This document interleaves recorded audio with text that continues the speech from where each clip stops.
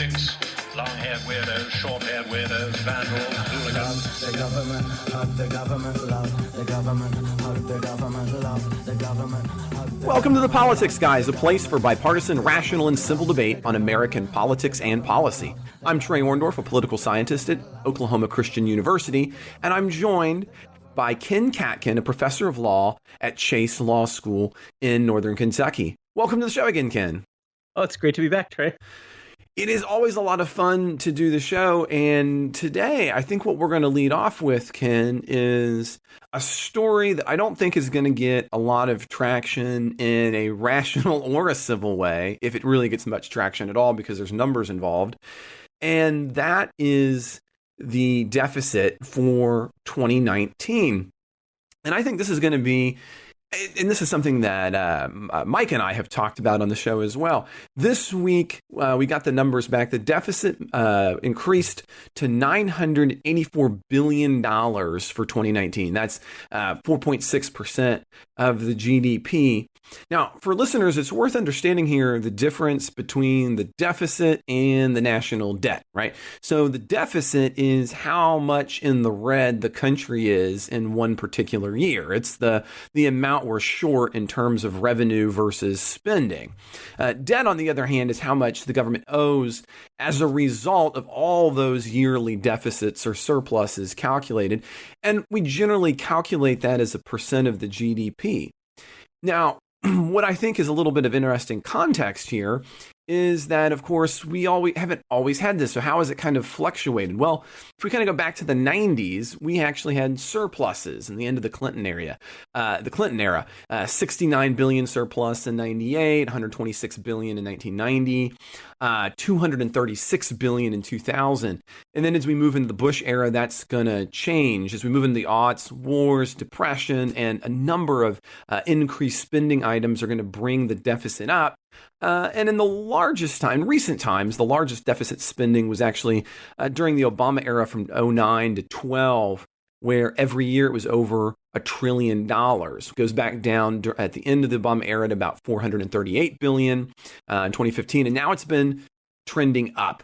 And that has been the trend for the Trump presidency. And the big reason is, well, defense, Medicare, and Social Security. They've all gone way up at the same time as the Trump tax cuts have gone into effect. As a matter of fact, this year it looks like defense spending is closing in on $1 trillion all by itself. So, Ken, this is a big issue for the country. It's something we've been talking about a lot, but I think it's confusing for listeners, and I think there's some conflicting positions on it. So what do you think about deficit spending in general? What do you think about this in terms of Republicans being, well, for most of it, in control, and Trump is the president? Yeah, well, I mean, I am a Keynesian, like a lot of Democrats are, I guess. So I don't think deficit spending is always wrong. But the time that it is wrong is the time like now, when we're more in the boom rather than in the bust. So, you know, if you have a recession or depression, deficit spending, from my perspective, is the right way to get out of that. But then you have to offset that so that when you're in good times, when you have low unemployment, low inflation, like we have now, and where there's really no immediate need for a stimulus, it's not the time to be doing deficit spending. So now, Keynesians, by the way, is an economic position that argues that the federal government, ought to basically kind of cool when you have too much of a boom, so that you don't have these boom bust cycles, and then flood the market with some money during busts. In other words, you're trying to kind of level it out through governmental monetary policy. So now, that is kind of the Keynesian position. But now, Ken, one of the other kind of backgrounds to this, we were talking about the deficit, but the debt itself, it really hasn't followed the pattern that kind of a true Keynesian would even hope for. Although I think we kind of disagree. I'm not a Keynesian on that front. Probably, maybe clearly, we'll talk about it. But you know, we are now in 2019. The debt is at 79.5% of the GDP. The only time this has ever been higher is during World War II, when it hit its peak of 106.1%. So even as a Keynesian, do you think the fact that we see this steady increase means, well, we're not even seeing kind of the Keynesian hopes of balance? So what do you think about that in that kind of longer term view? Well, so we did, as you started off by saying, have surpluses during the Clinton years, and I will give some of the credit for that to the Republicans because I think it was really the combination of the Gingrich Congress and the Clinton presidency that really made it possible to bring us into a surplus with both spending cuts and tax increases. But it was George W. Bush who started us on the current path of profligacy because he gave these big tax cuts when he came in, which was a time that we didn't need a stimulus. These were still the very strong economy that he inherited from the Clinton years. And he also, the amount of defense spending increases dramatically during the Iraq War, of course. I'm sorry. Yeah, continue. Well, right. No, that's right. And I mean that, although I was against the Iraq War, of course it is true that if you're fighting a war, then you're probably going to have some deficit spending on that. That's not for Keynesian reasons. That's just for the reality of you have to spend a lot more at once to fight a war than you're probably going to raise taxes all at once. But I do think Bush brought in some successive tax cuts at times when a Keynesian would have said, now is the time for tax increases, as Clinton did, not for tax cuts. And then you have, we did eventually have the crash in 2008. I will also go ahead and blame that on Bush and say it's because he didn't regulate Wall Street properly. But once we had the crash, we had an enormous wave of unemployment, and a stimulus was practically the only way to get us out of that. So I think that's when the Keynesian would say you need a big stimulus. And also the Obama, well, first the Bush stimulus and then the Obama stimulus, because there were two. Yes. One in 09 and one in 10. 08 and 09, right? 08 was when Bush was still president. Right, and you were talking about his cut. Yeah. Well, yes. no, but then his so they passed the first emergency spending stimulus bill while he was still in office. Yes. And then the second bigger one after Obama came into office. Yes, yes. Yeah, and those were both actually about 50% tax cuts and 50% spending. So the Obama stimulus, the biggest one, which was $800 million, that was $400 million in tax cuts and $400 million in spending. But I think that was appropriate, or maybe even not big enough. Because we had a huge amount of productive capacity in the economy that wasn't being used because of the sudden steep recession. And so the Keynesian would say, well, if you've got underutilized capacity, underutilized human capacity, underutilized industrial capacity, and the private sector's not spending because you're in a depression or recession, then the government can pick up that slack by spending. But that's really limited to those kind of times. I think it's worth doing even when it adds to a debt when you have a sharp recession or a depression. But the key is that you don't want to keep growing the debt all the time, because what you should be doing is when the sharp recession or depression passes, you gotta start getting the budgets balanced again. That's never actually happened. And you have to go all the way back to right as Nixon's taking office in 1969 to have the last real surplus in any particular year. Not true. Clinton had it 2 or 3 years. Oh, yeah. So I'm saying, so once you get out of the Clinton era, right? So you're absolutely right. So Clinton had it for actually 4 years in a row. He has 4 years in a row. Right. If you give him credit for the first year that Bush comes into office, which I think you ought to do.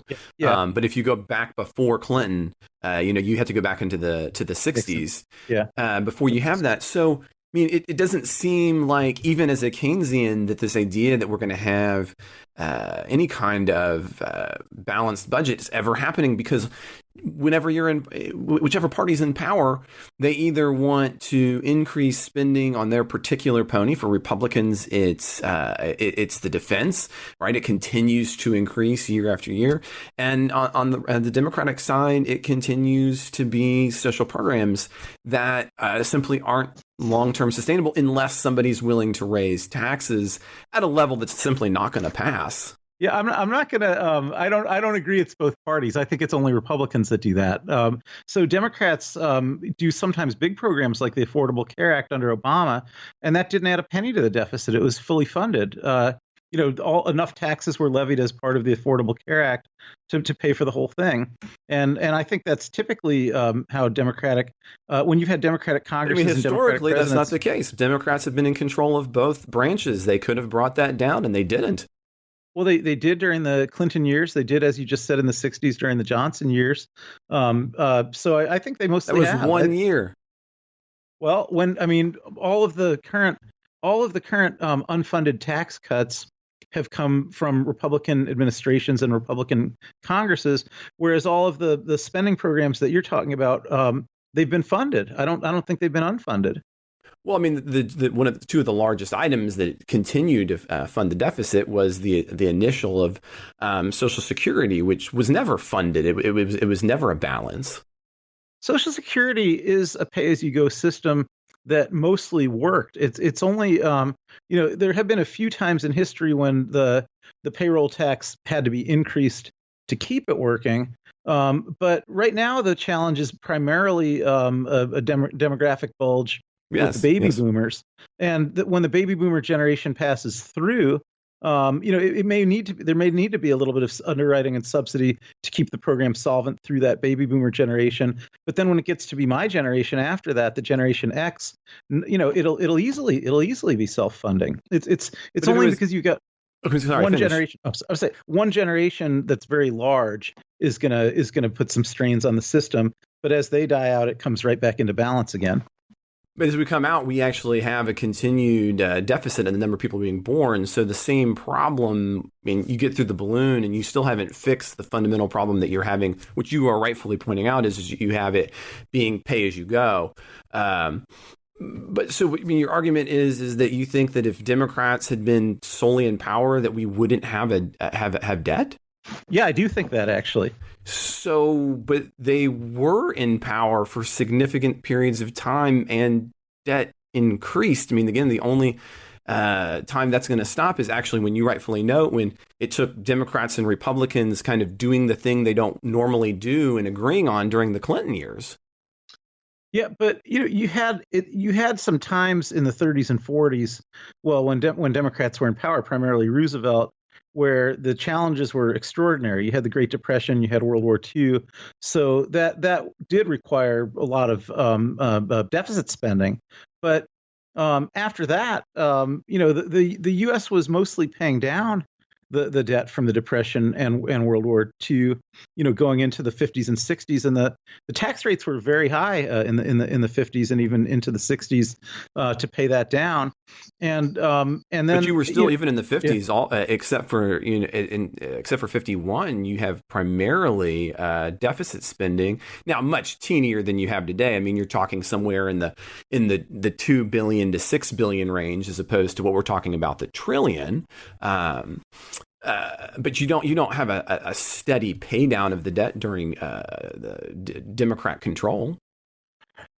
Well, you don't want to. I mean, you don't want to always be running surpluses. I think it's good to run a little bit of a deficit, because you start creating different kinds of political problems.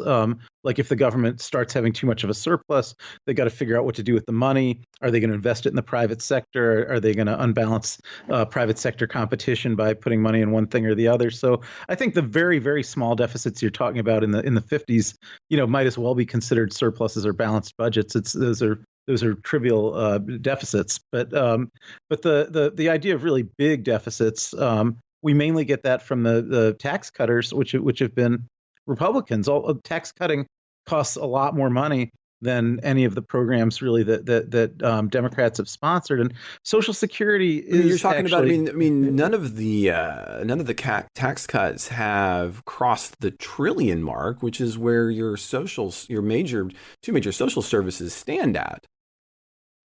You're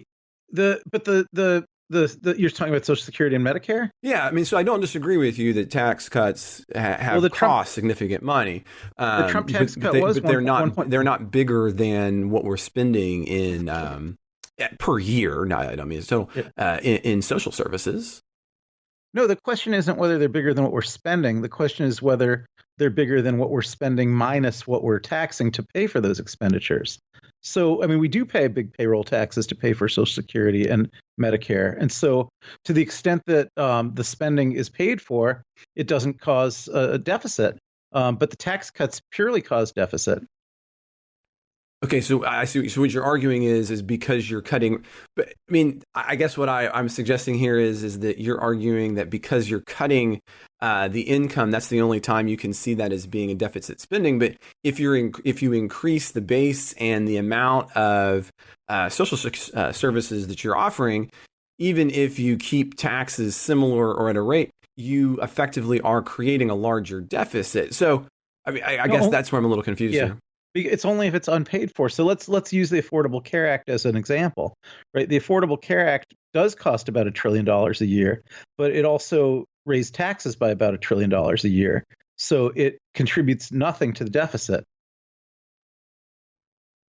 Well, that one particular item may not.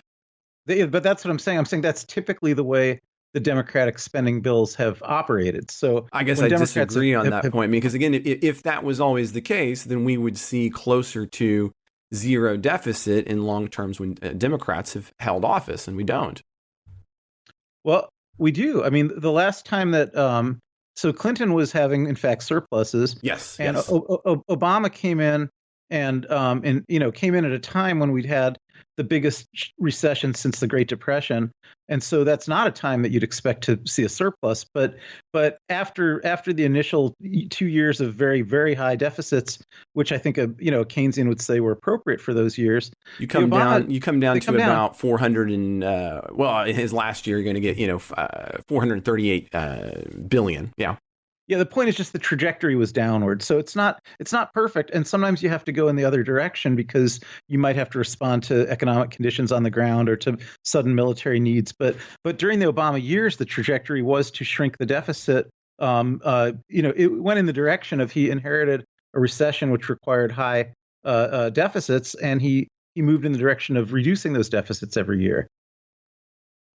I mean, I won't disagree that Obama has had deficits come down from his early years, where he and George W. Bush have major stimulus acts, and we could debate the warrant of them, and I also don't disagree that we're seeing deficit spending during the era of Trump. But it's what I'm arguing here is it's a combination of, you have to either continue to hold spending even or lower it at the same time as you raise taxes, or you have to cut it more dramatically if you're going to cut taxes to attempt to have a long-term downward budget trend. And I don't see Democrats making that a priority. Outside of the Affordable Care Act, which even then is interesting math. But continue. They have made it a priority. I mean, so first of all, remember that Democrats are mostly going to be Keynesians, so we do believe that deficit spending can be appropriate in certain kinds of economic conditions. So what you really have to look at is, what are Democrats doing during the good years, not what are they doing during the recession years? Because we do favor deficit spending during the recession years, but during the many good years that we had during the Obama and Clinton administrations, the deficits were reduced each year. So each year they were moving towards getting closer into surplus. They were cutting spending more than they were, more than they were than the tax. I'm tripping on my tongue here, but the way that a deficit goes down every year, as it did most years during the Clinton years and most years during the Obama years, is by either making spending cuts. To be fair or to Clinton, it wasn't increases. just going down for him. He actually had surplus, so he didn't just bring it down. He actually had surpluses. Whereas during the Obama years, yeah, you're right. There's a trend down, but we don't cross much below the $500 billion mark. No, but all that someone can do is move in the correct direction, right? I mean, they can't suddenly close a $1 trillion deficit, but the key here would be to try to move things in the right direction. So if you're moving if you're in boom years, you should be moving towards reducing the deficits from the previous year. If you're in bust years, you can be increasing the deficit from the previous years, and that's responsible fiscal policy. Yeah, and now in the case, well, I mean, we'd have a bigger philosophic disagreement there, but so I won't hit into that. Right. But on the fact that if that was being effective, then as we move from talking about individual year deficits to the debt, we should see the debt leveling off and decreasing like we did during the Clinton years, as opposed to continuing to tick up as time goes on. You know, here just shy of 80% of the GDP. So I guess I don't have nearly as much faith that that long-term Democratic control we'll see that come down, in large part because I don't think Republican, they take it seriously only as an election year ploy, but I don't see either party taking that seriously in a meaningful way. Then how do you explain that deficits went down almost every year under Obama and they went all the way into surpluses under Clinton? I think during Clinton, what we saw was that both parties, for once, were willing to actually compromise on an issue. Republicans willing to change their position on revenue gathering at the same time that Clinton was willing to step outside of party lines to increase the economy through trade policy, and as a result of, and to not increase spending. And as a result of those two, so you saw one side giving up on spending, you saw one side willing to come up on revenue, you saw Clinton being willing to negotiate some of the largest treaties, NAFTA, and then as a result, we see surpluses. Yeah, well, I agree with that account, but I think one important thing to note here is that the Republicans, I haven't seen, when either party controls it, I don't see them taking the same kind of drastic steps that kind of compromise required. Well, not as drastic, but I don't know that drasticness is required. I think just moving in the right direction is required. And Clinton was already doing that even in his first couple years in office when he did have control of Congress. And Obama, I think it's hard to know. I mean, during the first 2 years when he had control of Congress, those were the absolute depths of the Great Recession. So I don't think it was a priority then. It shouldn't have been a priority to balance the budget when you're in the depths of the Great Recession. But I will say, I think that deal that Gingrich made with Clinton, that was the last moment in time before it became an article of faith for Republicans that they would never agree to a tax increase, right? And so the concept of a bargain like that, I think Democrats would still do a bargain like that, but Republicans will never agree to any tax increases. Well, I mean, that's an interesting question. I'm not sure how to speculate on what either side would be willing to do if the other side would give in. But that's oftentimes, I think, the conundrum that we find ourselves in. But I think we might need to move on because we've been Great. we've been talking about that for a minute. Yeah. That was good. Though. Fireworks. Yeah. Well, I mean, as much fireworks as we have. We have this very. Let's just talk about this. And yeah. Oh my goodness, that's funny. So the other really big news that I think we need to get to this week that's a little bit less that's kind of the under the radar story, and you can see that we think a lot about that. The less under the radar story this week is the impeachment investigation continues, and some of the big changes happening this week that I'm interested to get some of your perspective on, Ken, is that the House Intelligence Committee issued subpoenas to 3 top Republican Trump officials, acting budget director from the Office of Management and Budget, and counsel from the State Department. Now, all 3 of them had originally declined to voluntarily testify. This is on the same week that there's been reports that John Bolton might be in negotiation to testify. And it's also in the week, and this is a little bit more under the radar, and I'm really curious to see what you say about this, when Lindsey Graham came out to try to rebuke the House from the Senate. Because on Thursday, Graham's going to put forward a resolution he's argued is going to condemn the House impeachment inquiry. By the time it comes out, though, it's really just kind of a plea for a more transparent process. And even that kind of pulled back resolution's only going to net 44 of 53 Republicans in the Senate to sign on. And it looks like a bit of a weakness there. So what do you see this week in the impeachment? Because I think there's some maturation occurring. Yeah, I mean, it feels to me like public opinion is moving a little bit. I would say from the Democratic side, my sense is that there were, I think a lot of Democrats have long believed that Trump deserves to be impeached, but I think there were more strategic differences within Democrats about whether, leaving aside the questions of just desserts, whether it was tactically wise to move forward with impeachment. Because I think some Democrats, and Nancy Pelosi would have been in this camp, would say there's no end game here, that impeachment ultimately winds up in the Senate, and unless 20 Republican senators are going to vote to remove, we can only have a failed impeachment. What's going to be the good of that? And I think that was probably, her viewpoint was probably a minority viewpoint within the Democrats, but it was a substantial minority. And I think what you're starting to see now is more Democrats feeling like it really is a good idea to go ahead with the impeachment. And so I think within Democrats, public opinion is consolidating. And I think you're starting to see the polls now saying 50 or 51% of the public now does want him impeached and removed. And I think most of that is Democrats and independents coming to that conclusion. I don't know that Republicans are really moving on it as much, but I think there used to be a little more dissensus on that issue within the left and the center left.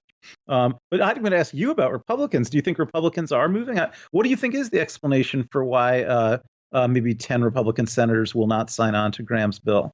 Well, I'm glad you bring the numbers up, because that's one of the things that I had actually put out this past week from 538. They track support for impeachment, and it's kind of fascinating to me. Democrats, even long before any of this happened, had a pretty high, in general, above 50% desire to impeach Trump.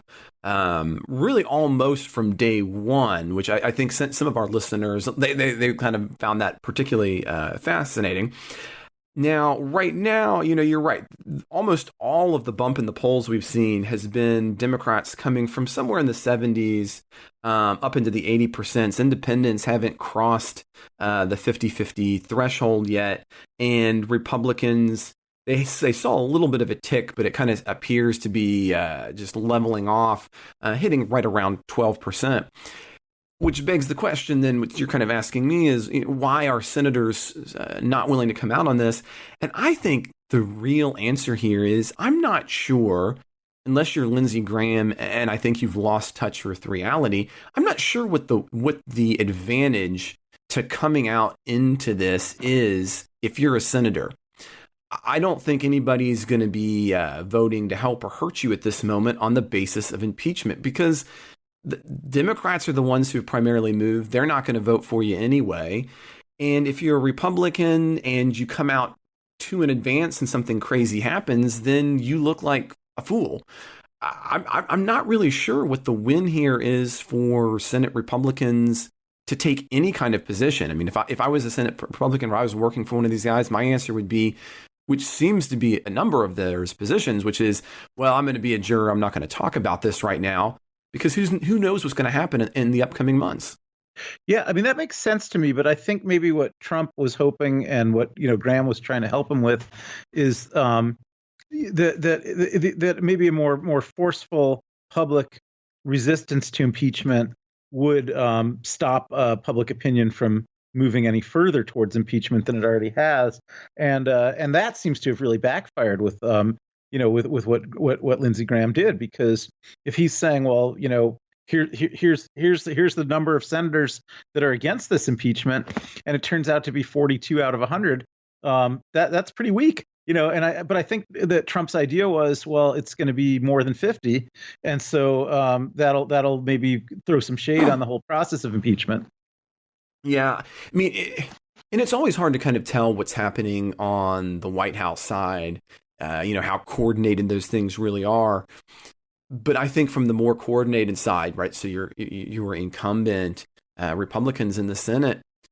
I just cannot see why backing this is going to help, especially given, the time, if you really want to start worrying about it, is I think when you start getting independents significantly over the 50% mark. So if you start seeing independents tick up into the 60% range, I think that's when you have to start worrying and kind of wondering how you're going to have a response to that. Or if you happen to see Republican voters, I don't think it's likely, but to tick up over somewhere around or over the 25% or 25% mark. But in the meantime, I just don't know what the advantage is. The Democrats, there doesn't seem to be a timeline, and you have an election coming up, and it very well could be the case that the election ends this question. Yeah, I mean, I'm gonna make a prediction here. I don't always love making predictions. Oh, but here we go. I, Well, you were think the last time we made one. You were right, so I'll give you that. So I think the House will actually have a majority vote of the full House to impeach by early December at the latest. Oh, December, really? Yeah. So I think so, but now why December? Because that seems like a time when you take the vote to kind of kill it. You don't want to make it. Nobody's paying attention in December.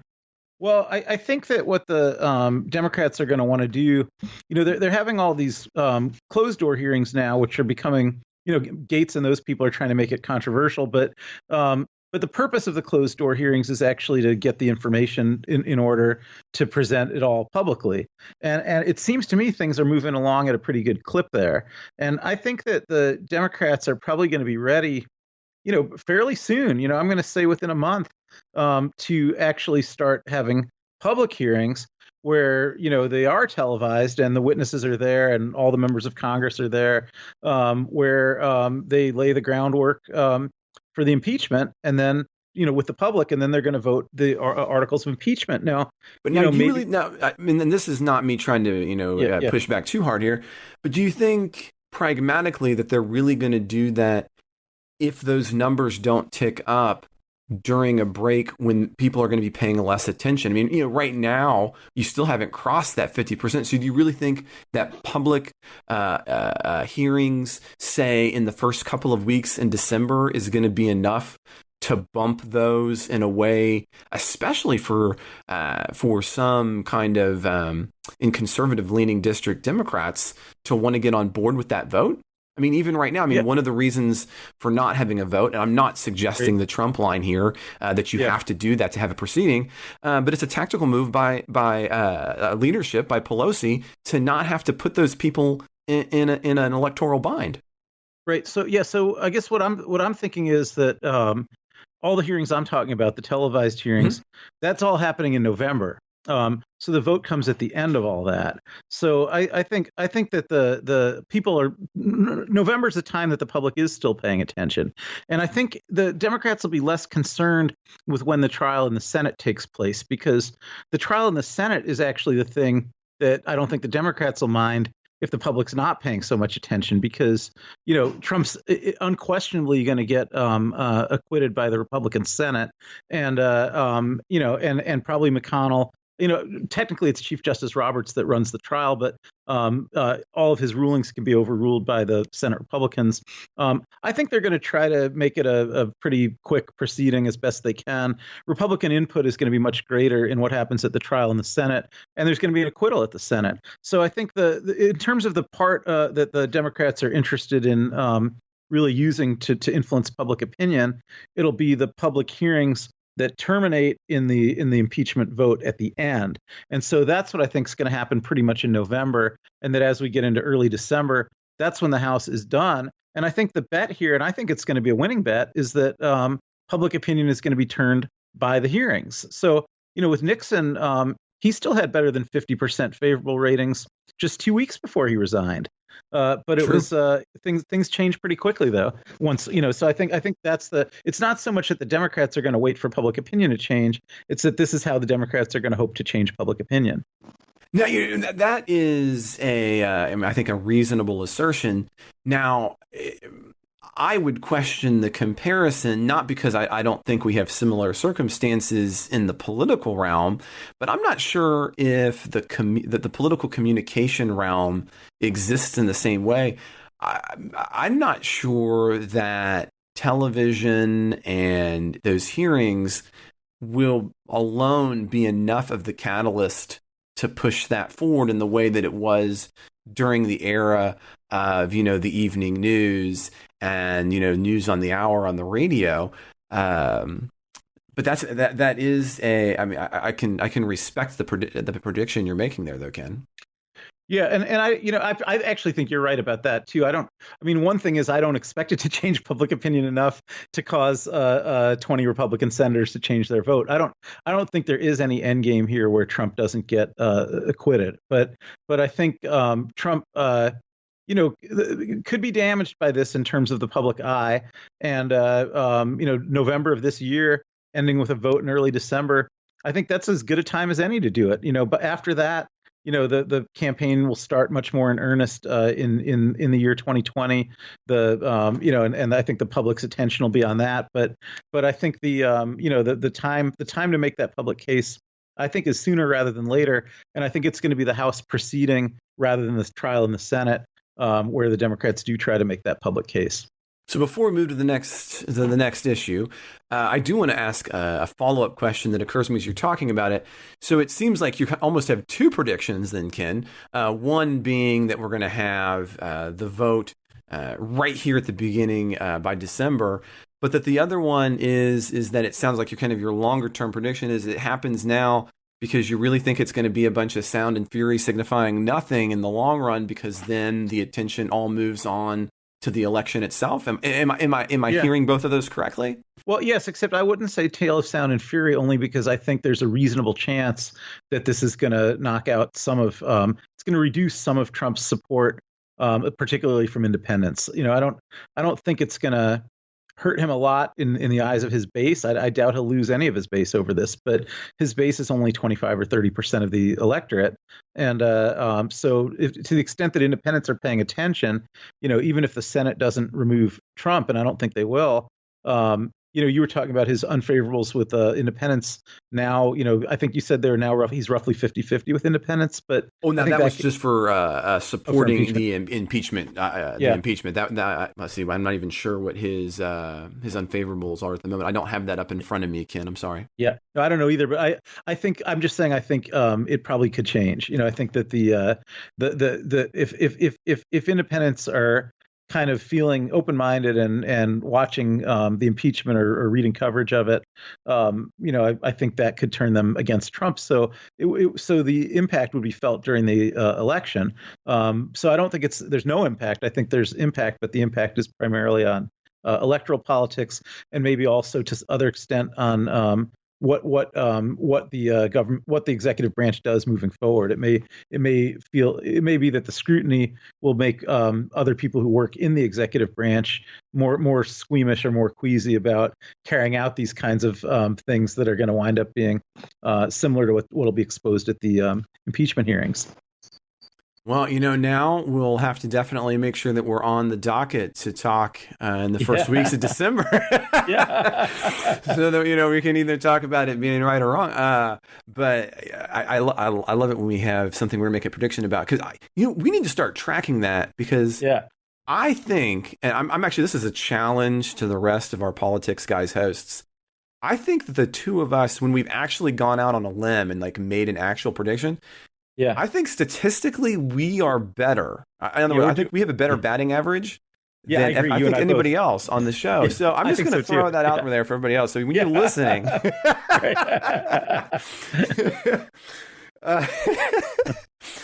I just called out all of our other hosts right here in the end of the show. They'll have to start making some predictions. Yeah, exactly. Good, no, not just any prediction, but good. So another item, and this didn't happen immediately this past week, but it's something that we didn't actually cover on the show in the previous week, and that was that we've seen kind of the quiet sixth veto of the Trump presidency. And that's a relatively high number at the moment. And the reason for this is, once again, Trump is vetoing a resolution to end the national emergency declaration. So in effect, he's vetoing his own party. And what was particularly telling for me, and why I kind of wanted to bring this up, Ken, was the way he did it. I'm particularly attuned. I'm a political communication scholar on that front. Media fascinates me. he does it at a dead time. He puts out his paper, but he doesn't tweet about it. It does not become an item. In other words, they put this out at a time that would purposefully kill it. And it really remained a dead story. I mean, you can head and take a look at his statement on it, where he argues, quote, that the situation on our southern border remains a national emergency and our armed forces are still needed to help confront it, end quote. But it doesn't become a Twitter item. It does not happen on a Monday or a Tuesday. It gets buried late on the weekend to not have this come forward. And so clearly it's Trump standing by what appears for him to be some kind of principle, but not one he's willing to put out. He obviously doesn't think it's going to win him a lot of friends, even among his supporters. Otherwise, I'm sure he'd be talking about it. So what do you think about the sixth veto and the fact that Republicans in this case are going against the president to continue to bring it to him, right? He has to keep vetoing this repeatedly. It's interesting. Actually, I was going to ask you, because I don't know. Have all 6 vetoes been on this same issue, the Emergencies Act, or just were there some other vetoes? Half of them. Half of them. Okay, yeah. So there's a few other vetoes. Yeah. Well, also, it's not as bipartisan. I mean, it's bipartisan, but so I think the vote in the Senate was 54 votes wanted to end the emergency, but probably about 47 or 48 of those were Democratic votes, right? So it's only about a half a dozen Republicans, maybe. I think you had just over. I think it was in the 8, I believe. Maybe something about there, listeners. So he is vetoing a bill that's been passed by the Republican Senate, but it's he's really only going against a handful of Republicans. Most of the Republicans voted on this the same way that in the same way that Trump's veto went. Most of them voted to extend the emergency. Now, he wasn't as fortunate among Republicans in the House, though. Oh, that's right. Yeah, that was an overwhelming bill. You're right about that. Yeah, so I think he's being prideful. Obviously, he has the power to he has the power to veto this bill, and the bill is a direct repudiation of what he did. So I think he's wants to veto that so that he's not accepting the repudiation. I don't know that it's really getting him that much in terms of the wall construction. I don't think very much has been done there. So I think it's primarily symbolic, but it's the kind of thing you'd expect from him, I guess, right? Well, but I guess a bit of it surprised me because, one of the common messages, and I actually disagree with this, is that it's the always off message Trump on Twitter. But I have kind of questioned that narrative in large part because when he's wanted to, this being an example, he has been able to just not talk about something, which again makes me think that for all of its crazy bombast nature, that he can in fact be on his own kind of on point or his, not talking about it. I don't think we quite give him enough credit for his use of social media. I think that we have taken that and assumed that it's craziness when maybe there's a little bit more of a strategy there. I mean, am I reaching too much here, Ken? I mean, it just feels to me like the fact that he didn't trumpet this, that he didn't have his early morning tweet storm is a sign that maybe those early morning tweet storms aren't as sporadic as we might think. I don't know. I mean, you could be right, and I'm certainly not someone who can understand the way Trump thinks all that well. But I think it could be simpler, though. I mean, I think it could just be that these bills being passed every 6 months are essentially scolding him, and I think sometimes he just doesn't want to draw attention to the fact that he's being scolded. I don't know if that's anything more than just an emotional thing. I don't know that has to be a strategic thing. So it could just be strategy. It looks like it only because it's a strategy and an emotional response is aligning effectively. Yeah, I think that's possible. But I mean, you could be right, too. I'm not really saying I know. I just think it could be either. No, I mean, I can't disagree. I don't think either of us have enough evidence. It's just been it has been a moderate to weak hypothesis in my mind that I keep wanting to have some kind of data set that I can. So I think we're going to have enough time to just maybe hit on one last story, Ken. And that is that we have Tulsi Gabbard today announcing on Twitter that she's not going to seek re-election to Congress in 2020. She wants to focus her attention on the presidency. And it comes in a week when she and Clinton just can't stop sparring. As a matter of fact, today, as Clinton was promoting her new book with her daughter, Chelsea Clinton, took yet another shot at her, arguing that she just doesn't know who she is and therefore, then she's nobody and we shouldn't think about her. And this all goes back to October 17, when Clinton argued that Republicans were grooming Gabbard to spoil an election as their party candidate. Now, this originally gets reported as her arguing that she's going to kind of be a Russian operative, but that's not exactly what Clinton was saying in the podcast. But that's how it's going to come out at the beginning. Gabbard's going to shoot back on Twitter against Clinton, arguing that Clinton is, quote, queen of warmongers and an embodiment of corruption, end quote. So I ask all of this, Ken, because we here at the Politics Guys on our own kind of private channels have been going back and forth about, is Clinton trying to get in the race or not? Is this why she's picking a fight? So what do you think about that? And what do you think about the Gabbard-Clinton feud in just a few minutes? No, Clinton's definitely not going to get in the race. That's not even a possibility. So we have never agreed more on anything. Okay, so right there, yeah. I mean, some of my colleagues disagree, but on this one, I think the two of us, I don't. I think it's a bunch of anyway. But I agree. Continue.